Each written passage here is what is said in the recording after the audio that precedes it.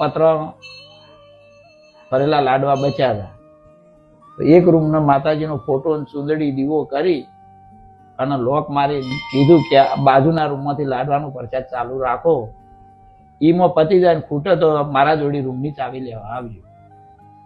તો 2 દિવસે એક રૂમમાંથી લાડવા 3 લાખ માણસ જમાડી દીધું. બરોબર. સાઈડનો રૂમ એમને એમ પેક હતો. પ્રસંગ પત્યા પછી બીજા દિવસે ફોટો ને બધું માતાજીનો વરઘોડો કાઢીને ત્યાંથી લેવા ગયા ત્યારે લાડવા ઉપર આખા પતરાળા પર ચૂંદડી પથરાઈ ગઈ. બરોબર. એટલે એનો વરઘોડો કાઢીને ચૂંદડી બધું લાયા મંદિરે. પછી લાડવા 27 ગામમાં ટ્રેક્ટર લઈને બધા ઘર દીઠ બબે વેક્યા, પણ લાડવા ખૂટતા ના હતા. એ પબ્લિક કહેવા મળી કે લાડવા ખૂટતા નહીં, કરવાનું હું. એ વખત ભુવાજીને પૂછેલા, ભુવાજી કહે કે 9 લાડવા લાઈને શહેરમાં મોર થારમાં ધરાઈ ગયો, લાડવા પતી જા. બરોબર. એ લાડવા લાઈન ધરાયા. પછી લાડવા રૂમ ખાલી થઈ ગયું.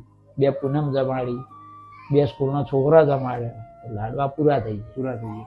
જે 9 લાડવા હતા, 9 લાડવા વધ્યા. એમાંથી 5 લાડવા પબ્લિકના ચૂંદડીના બધા દર્શન કરવા માટે માતાજીને આગળ મૂક્યા અને 4 લાડવા માતાજીની તિજોરી. બરોબર. એમાં કે મારો ભંડાર ભરેલો રહે. ત્યારથી આ સદાવ્રત એમની ઈચ્છા હતી ભુવાજીની કે હું આજ સુન કાલ નહીં, પણ મારા જાત્રાળું ભૂખ્યું ના જવું. બરોબર. પછી ધીરે ધીરે